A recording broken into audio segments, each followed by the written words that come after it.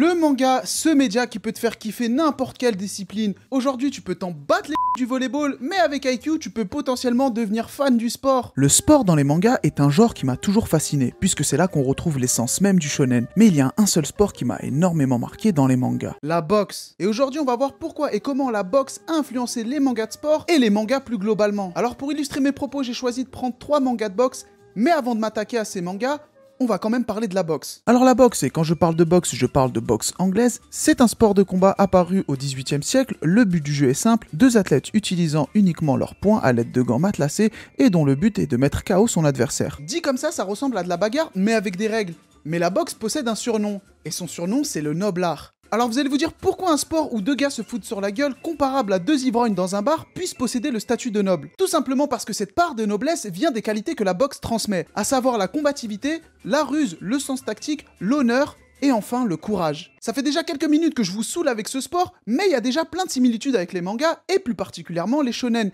et je vais m'expliquer. Le manga est un média, et ce média est un art. Or, pour beaucoup de personnes, le manga n'est pas un art. Franchement, j'en veux pour preuve le nombre de gens qui m'ont dit... En même temps, les mangas, c'est pas des vrais livres, désolé, hein. Je veux dire, tout le monde sait que les mangas, c'est que des putains de shonen de merde pour enfants de 12 ans, je suis désolé. Alors oui, j'ai jamais lu de manga, donc j'y connais rien. Mais je donne quand même mon avis, parce que, n'est-ce pas le propre de l'homme, de parler sans savoir? Philosophe, ça fait réfléchir, ça dit beaucoup sur la société. Tu le saurais si tu lisais des vrais livres, attends, ça va me revenir, non... C'est vrai que je lis pas de vrais livres non plus. En fait, je lis rien, oui. On retrouve ça aussi avec la boxe. Pour certaines personnes, la boxe n'est pas un sport, puisque ses détracteurs rabaissent la discipline à de la simple violence. Donc la boxe et le manga sont entre guillemets les vilains petits canards de leur discipline. Mais la comparaison ne s'arrête pas là. Tout à l'heure, je vous ai parlé des qualités que la boxe transmet, à savoir la combativité, la ruse, le sens tactique, l'honneur et le courage. Et si vous prenez n'importe quel shonen, il y a de grandes chances qu'on retrouve ces mêmes qualités. À ce moment-là, on remarque que la boxe et les mangas possèdent les mêmes critiques et les mêmes qualités dans leur genre. Mais parfois, la boxe dépasse le sport, et le manga par moments dépasse son média. Et pour m'expliquer, on va parler du premier manga. Ashita no Joe. Avant de commencer, personnellement, Ashita no Joe est un manga qui m'a énormément touché, et je suis pas le seul. Prenez un otakulte, demandez-lui s'il aime Ashita no Joe. À votre avis, est-ce qu'il aime Ashita no Joe? Oui, bonsoir, Lisa Ashita no Joe. Voilà, il aime Ashita no Joe. Pour les enfants passage, Ashita no Joe raconte l'histoire de Joe Yabuki, un petit délinquant qui s'amuse à escroquer des gens avec sa petite bande. Un jour, il se retrouve enfermé en maison de correction, mais avant son entrée dans cette maison, il rencontre Danpei Tang, un ancien boxeur fasciné par les poings du jeune Yabuki. Le vieux Danpei voit en Joe un futur grand de la boxe. Mais ce dernier n'est pas de cet avis, et c'est pour ses choix qu'il se retrouve en tôle. C'est pas vraiment une prison, mais tu connais. Dans cette prison, il retrouve Rikishi, un boxeur. En beau fouteur de troubles, il provoque une bagarre avec ce jeune Rikishi et ce dernier le défonce. À ce moment-là, Joe va s'entraîner jour et nuit afin de prendre sa revanche sur Rikishi. Et à partir de ce moment-là, il s'entraîne grâce au cours du vieux Danpei afin de façonner le Joe de demain. Une histoire assez classique, mais Ashita no Joe va plus loin que ça, à mon sens. Ce manga met en avant 2 choses importantes dans le monde de la boxe. Premièrement, le fait que la boxe peut complètement changer un homme. Joe en avait que faire de la boxe, mais petit à petit, on voit un jeune homme qui s'intéresse peu à peu à ce sport jusqu'à carrément changer d'attitude. Et c'est une des grosses qualités du manga, l'évolution des personnages, tant physiquement que mentalement. Et le mental, on y vient avec la deuxième chose importante, et c'est le combat contre soi-même. Dans la boxe, très souvent, la préparation pour un combat est mentalement plus difficile que le combat lui-même, et parfois même physiquement. Un athlète met en moyenne 6 mois pour préparer un combat de 12 rounds. Pendant ce moment-là, le boxeur cogite la peur de la défaite ou pire, la mort, l'excitation du combat, l'envie de gagner, la tristesse et parfois même la dépression qu'engendre le régime par moment qui met à mal plusieurs athlètes. Tout ça est expliqué d'une excellente manière dans Ashita no Joe. Alors il y a de grosses qualités dans ce manga qui est magnifique et somptueux. C'est simple. Pour moi, Ashita no Joe est le manga qui met en place cette fameuse mode du héros avec son rival. Et il met en place un mouvement qu'utilisent tous les mangas, le cross counter. Je sais pas si Tetsuya Shiba était conscient de l'impact qu'aurait cette planche dans le monde du manga, mais ce simple échange entre Joe et Wolf a littéralement inspiré l'industrie. On retrouve ce fameux cross counter partout. Donc historiquement, Ashita no Joe a marqué les mangas de sport et plus globalement les mangas. Mais c'est pas le genre de manga qui est fidèle à la pratique de la boxe. C'est vrai. Il est excellent dans sa thématique et dans l'utilisation du sport pour montrer le côté extra-sportif, ce côté sombre et caché du grand public. Mais sur le terrain, c'est une catastrophe. On a des combats où Joe se bat littéralement avec ses pieds et il se bat avec un boxeur qui se comporte comme un sauvage. Il s'appelle Harimao et le mec tape des roulades dans les airs comme Sonic. Mais au vu des qualités, on pardonne. le manga met en avant plein d'autres aspects de la boxe. Médiatiquement, par exemple, les sorties médiatiques de Joe sont à mourir de rire. Par moments, il me rappelle Mohamed Ali en conférence de presse. Si vous vous intéressez un minimum à l'œuvre, vous verrez que le manga a notamment inspiré les mangas, mais plus globalement, le Japon, que ce soit dans la politique ou autre. Mais comme je vous l'ai expliqué tout à l'heure, l'un des points faibles d'Hachita no Joe, c'est l'utilisation technique de la boxe. On va passer dorénavant à un manga qui utilise parfaitement la boxe dans sa pratique. Hajime no Ippo. Hajime no Ippo. Personnellement, ce manga, je le connais grâce à mon grand frère. Et vous le connaissez tous. Salut, va regarder l'anime Hajime no Ippo ou sinon tu peux le lire parce que bon bah moi je préfère les mangas donc n'hésite pas, lis-le, c'est sûr tu vas kiffer. Et si tu kiffes pas c'est que t'as un problème, je sais pas. Et il a complètement raison.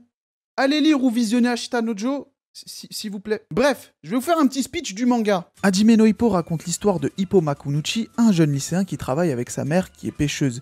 Il se fait souvent harceler par les gars de son école et il se fait souvent casser la gueule. Et ça, gratuitement. Un jour banal où Ippo se fait casser la gueule, quelqu'un vient à sa rescousse. Et ce quelqu'un, c'est Takamura. C'est un boxeur et après l'avoir aidé, il emmène Ippo à son club de boxe, Kamogawa Boxing Gym. Ippo est vite fasciné par la boxe et aussitôt il s'intéresse à la pratique de ce sport. Mais pas pour se battre contre les furieux de son école. Non, non, non, non, non. Ippo aime la boxe et aussi il se pose une question simple.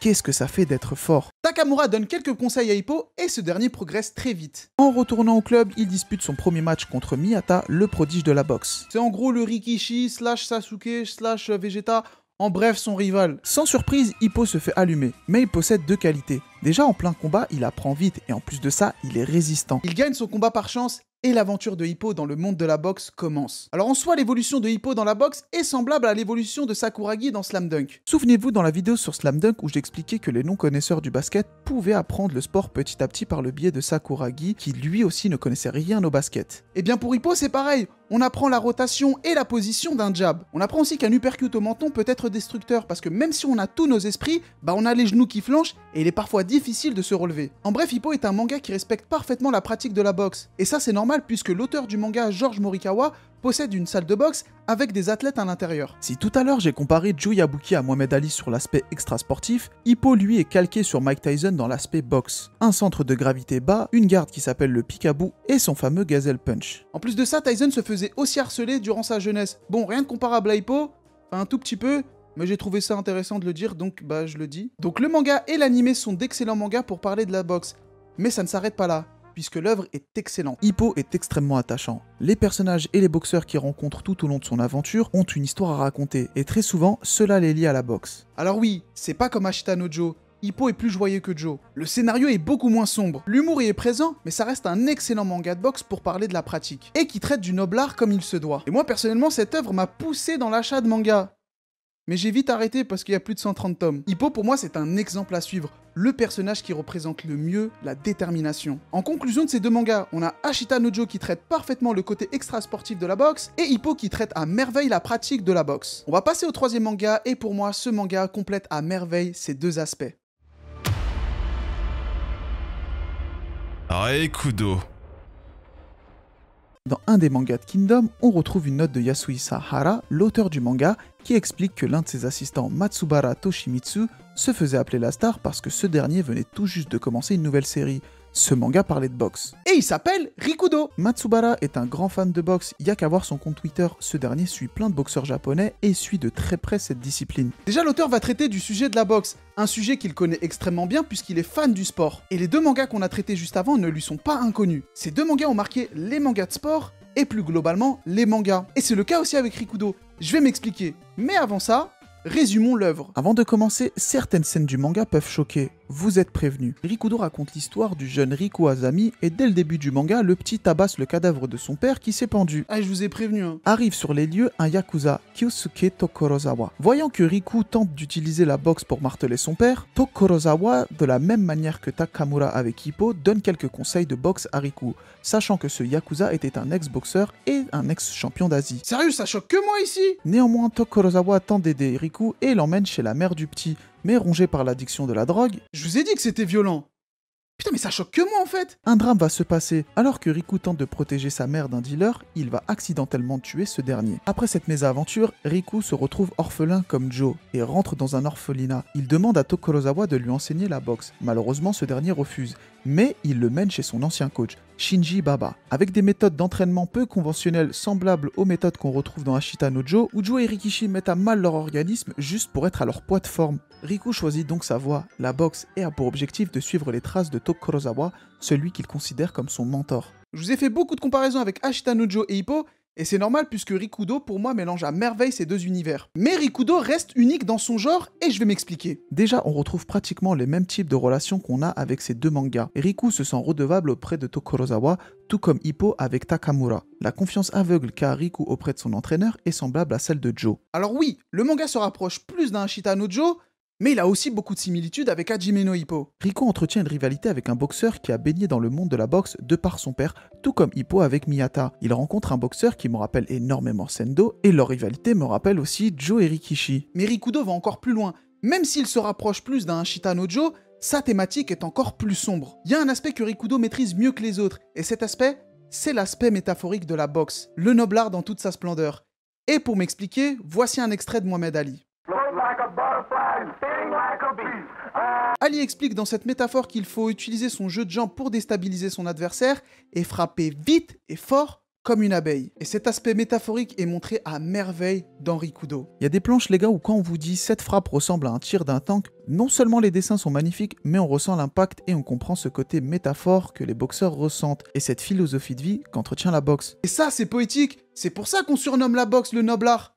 Voilà, fin de vidéo, salam à tous. Ce n'est pas de la simple violence, c'est un art. Même si avant les combats, on retrouve beaucoup de trash talk, l'après est beaucoup plus beau. Qu'en est-il de la boxe dans Rikudo? Eh bien c'est pareil que pour Hippo. Alors la technique y est beaucoup moins, ça c'est sûr, mais Hippo en même temps, il a plus de 130 tomes et Rikudo 23 tomes. Mais en 23 tomes, on en apprend quand même un paquet sur la boxe. Et si vous connaissez la discipline ne serait-ce que dans les plus petits détails, vous arrivez à comprendre que l'auteur connaît et maîtrise bien le sujet qu'est ce sport. Ces trois mangas portent un nom fort, Ashita no Joe, littéralement le Joe de demain. Le vieux Dampei estime que grâce à la boxe, Joe sera un homme meilleur. Hajime no Ippo, littéralement, premier pas. Petit à petit, on va voir un jeune garçon qui va avancer dans le monde de la boxe. Rikudo, la voix de Riku. Comme Joe, Riku va choisir la boxe comme symbole de vie. Et pour moi, ces trois mangas sont les meilleurs mangas de boxe. Eh bien non.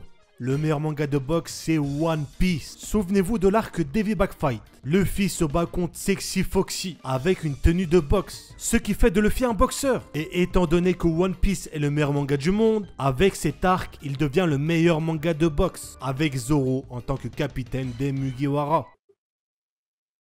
De par son histoire extrêmement liée au manga, de par leurs points communs, la boxe c'est de l'art et le manga aussi, mais injustement pointé du doigt. Pour moi, la boxe est le meilleur sport dans les mangas. Il n'y a qu'à regarder les mangas qui utilisent la boxe pour l'évolution positive de ses personnages. Dans Rakai Blues, Rainbow, Prisonnier Riku et j'en passe, souvent on a affaire à un personnage qui porte un amour indescriptible à la boxe. Le boxeur, pour certains, c'est un type qui frappe sans réfléchir. Mais pour moi, le boxeur, c'est potentiellement le seul qui défend des causes nobles. Le respect de son adversaire, même s'il y a du trash talk, le respect de son corps et de son entretien, la boxe peut apaiser les tensions. Et l'univers du manga l'a bien compris.